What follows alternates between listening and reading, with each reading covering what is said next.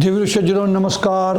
मैं doctor TC. Rao soldier voice channel पे आपका स्वागत करता हूँ। अब इस वीडियो में हम बात करेंगे पाकिस्तान की अर्थव्यवस्था, सैन्य व्यवस्था, राजनीतिक व्यवस्था और डिप्लोमेसी में कहाँ फेल हो चुका है, क्या क्या उनके हाल है आज के दिन, उस पे हम बात करेंगे। बिकॉज वो बिल्कुल कगार पे है, अभी आज कोलैप्स होने के कगार पे है। जैसे मैंने बताया पाकिस्तान कगार पे है, उनकी आज सैन्य व्यवस्था के बारे में बात करेंगे। पाकिस्तान आज अपने इतिहास के सबसे गंभीर संकट के दौर से गुजर रहा है, अंदर से टूटा हुआ है, आर्थिक रूप से दिवालिया, अंतर्राष्ट्रीय स्तर पर अलग थलग पड़ा और सैन्य दृष्टि से बुरी तरह कमजोर हो चुका है। पाकिस्तान केवल अपने नेताओं के बयानों में ही शक्तिशाली नजर आ रहा है, वो बाकी हकीकत पे कुछ नहीं है। बलूचिस्तान में विद्रोह, पाक अधिकतर कश्मीर में असंतोष, तालिबान से बिगड़ते रिश्ते, खाद्य संकट, रक्षा उपकरणों की कमी और आंतरिक विद्रोह ने पाकिस्तान को खोखला कर दिया है। अगर भारत से पूर्ण युद्ध छिड़ता है दोस्तों, तो पाकिस्तान का बांग्लादेश की तरह विभाजन या सोवियत संघ की तरह विघटन लगभग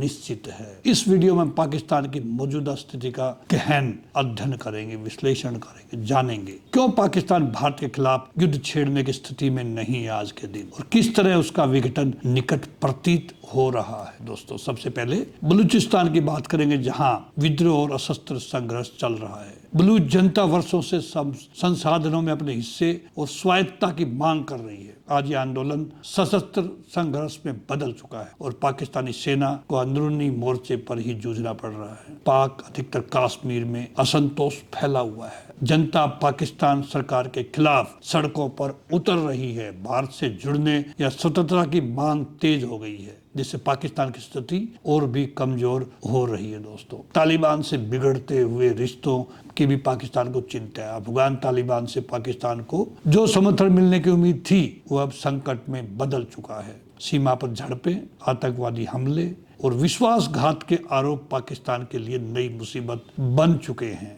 अफगान सीमा पर संकट छाया हुआ है। अवैध व्यापार, शरणार्थियों का दबाव और सीमा पार से आतंकियों की घुसपैठ पाकिस्तान के सैन्य और आर्थिक व्यवस्था को तोड़ चुकी है। गंभीर आर्थिक संकट और दिवालियापन से पाकिस्तान गुजर रहा है। विदेशी मुद्रा भंडार न्यूनतम स्तर पर है उनका, महंगाई आसमान छू रही है, बेरोजगारी चरम पर है, उद्योग व्यस्त हो रहे हैं, ध्वस्त हो रहे हैं। आर्थिक संकट ने पाकिस्तान की युद्ध क्षमता को अपंग बना दिया, हैंडीकैप कर दिया। खाद्य और आवश्यक वस्तुओं का गहरा संकट छाया हुआ है वहाँ पे। आटा, चीनी, तेल और दवाइयों की भारी किल्लत है उस देश के अंदर। खाने के लिए बचे हड़कंप में लोगों की मौतें हो रही है, लंबी लंबी लाइन लगी हुई है। भुखमरी की कगार पर खड़ा देश युद्ध कैसे लड़ सकता है? भारत द्वारा सिंधु जल संधि का निलंबन भी बहुत खतरा बन गया उनके लिए। भारत द्वारा सिंधु जल संधि के कुछ प्रावधानों को निलंबित करने से पाकिस्तान के पंजाब और सिंध में सिंचाई संकट गहरा गया है, जिससे किसानों और आम जनता में आक्रोश है। 80 से अधिक आतंकवादी और उग्रवादी संगठन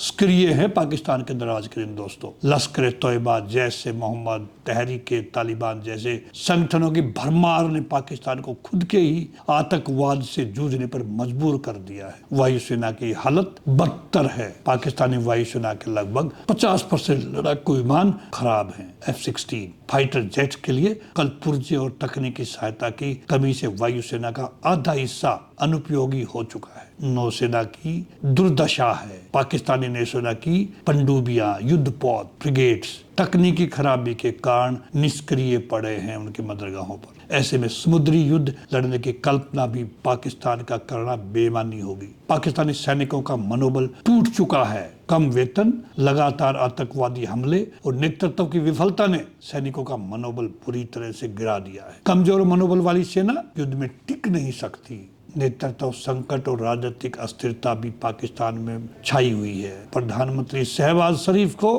कमजोर नेता माना जा रहा है। वहीं सेनाध्यक्ष जनरल असीम मुनीर पर असंतोष लगातार बढ़ रहा है। उनके इस्तीफे की मांग की भी तेज हो गई है अभी देश के अंदर। नवाज शरीफ की कड़ी चेतावनी अपने भाई के लिए। नवाज शरीफ ने अपने भाई प्रधानमंत्री को सलाह दी है कि भारत से टकराव न करे और कूटनीतिक समस्याओं का समाधान खोजे, अन्यथा कारगिल जैसे विनाशकारी नतीजे भुगतने पड़ेंगे। भीषण कर्ज बोझ और विदेशी मदद पर निर्भरता है आज पाकिस्तान की। पाकिस्तान सऊदी अरब, चीन और IMF जैसे संस्थानों से भारी कर्ज में डूबा हुआ है। ऐसे में युद्ध के दौरान विदेशी मदद की उम्मीद करना भी उनके लिए असंभव है। सेना के प्रति जनता का बहुत आक्रोश है। पहली बार पाकिस्तान की जनता खुलकर सेना को कोस रही है। सत्ता में हस्तक्षेप और देश को गर्त में धकेलने का आरोप सेना पर लगाया जा रहा है वहां की जनता द्वारा। आंतरिक जाति और सांप्रदायिक विभाजन हो चुका है वहां पे। बलूच, सिंधी, मुहाजिर, पश्तून और सिया अहमदी अल्पसंख्यक खुद को ठगा हुआ महसूस कर रहे हैं। इससे देश के टूटने की संभावनाएं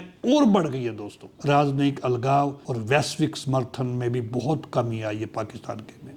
अब अपने पुराने मित्र देशों से भी दूर हो चुका है। सऊदी अरब, यूएई और यहाँ तक कि चीन भी अब भारत के साथ मजबूत संबंध बनाना चाहता है। बांग्लादेश और सोवियत संघ से तुलना अगर हम करें तो 1971 में पूर्वी पाकिस्तान के बांग्लादेश बनने और 1990 में सोवियत संघ के 14 देशों में टूटने जैसी परिस्थितियां पाकिस्तान में भी साफ नजर आ रही है। आज के दिन गवर्नेंस का पतन हो चुका है। कई इलाकों में कानून का राज खत्म हो चुका है पाकिस्तान के अंदर। आतंकवादी मिलिशिया और माफिया गैंग्स का कब्जा है देश के ऊपर, जिससे केंद्र सरकार की पकड़ बेहद कमजोर हो चुकी है। भारत के मुकाबले युद्ध करने की क्षमता का अभाव तो अभाव ही अभाव है। भारत की थल सेना, वायु सेना और नौसेना मिलकर दुनिया की चौथी सबसे बड़ी सैन्य शक्ति बनती जा रही है। युद्ध की स्थिति में पाकिस्तान टिक नहीं सकेगा और उसकी हार तथा विघटन लगभग निश्चित है। पाकिस्तानी नेताओं के युद्धान्मादी बयान जमीनी हकीकत से कोसों दूर है। आर्थिक दिवालियापन,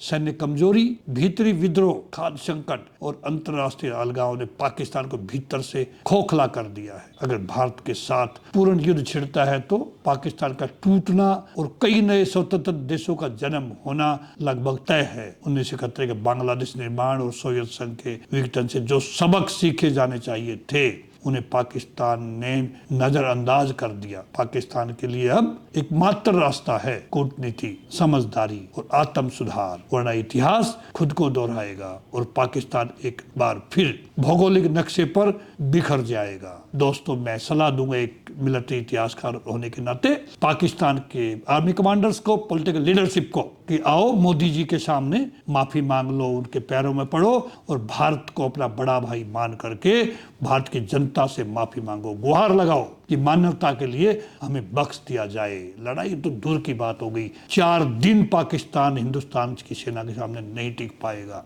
ये मेरा सुझाव है। अमल करना उनके सेना के शीर्ष कमांडर्स और पॉलिटिकल लीडरशिप पर डिपेंड करता है। दोस्तों, अगर आपको मेरे विचार ठीक लगे तो आप इस चैनल को जरूर सब्सक्राइब करें। इन्हीं के साथ में दोस्तों मैं आपसे विदा लेता हूं। नमस्कार, जय हिंद।